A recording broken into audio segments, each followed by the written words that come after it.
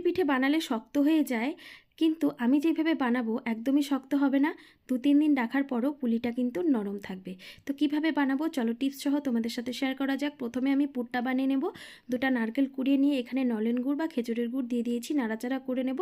গুড়টা যখন গলে যাবে 1 কাপ দুধ দিয়ে দেবো। দুধটা দিয়ে নাড়াচাড়া করে পুরটাকে রেডি করে নেব।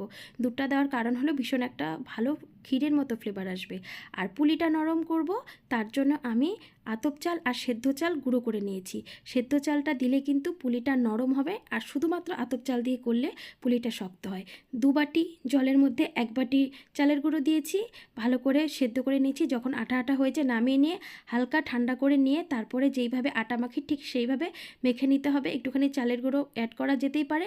তারপরে এখন পুলিগুলো শেপ দিয়ে নেব। যে যেরকম পছন্দ সেইভাবে কিন্তু ভেতরে পুর ভরে পুলিটাকে বানিয়ে নিতে পারো, সেটা তোমাদের ইচ্ছে মতো। আমি ঠিক এইভাবে পুলি বানাতেই পছন্দ করি, আর এভাবে কিন্তু বানালে খেতেও ভালো লাগে। তো আমি এবার অনেক রকম ডিজাইনের পুলি বানিয়েছিলাম, কিছুটা গোল গোল করে করেছি, কিছুটা আবার চষির মতো করেছি। এখানে 2 কেজি দুধ নিয়েছি, দুধটাকে ভালো করে জাল করে কিছুটা শুকিয়ে নিয়েছিলাম। তারপরে এখন আমি এই যে বানানো পুলিগুলো দিয়ে দিলাম। দেওয়ার পরে গ্যাসের ফ্লেমটা আমি অবশ্যই মিডিয়াম টু লো রাখবো, হাই করব না। হাই করলে কিন্তু এই যে পুলিগুলো খুলে যাবে আর নষ্ট হয়ে যাবে। তো এখন পুলিগুলো খুব ভালো করে সেদ্ধ করে নেব।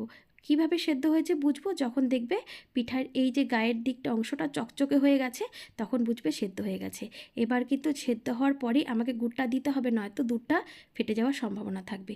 তারপরে গুড় দিয়ে আরও 2-3 মিনিট গ্যাসের ফ্লেমটা আমি হাই করে দেব, বা 5 মিনিটের মতনও হাই করে জাল দিয়ে নিয়ে তারপরে কিন্তু পিঠেটা রান্না হয়ে যাবে। খেতে কিন্তু দুর্দান্ত লাগবে এইভাবে বানালে।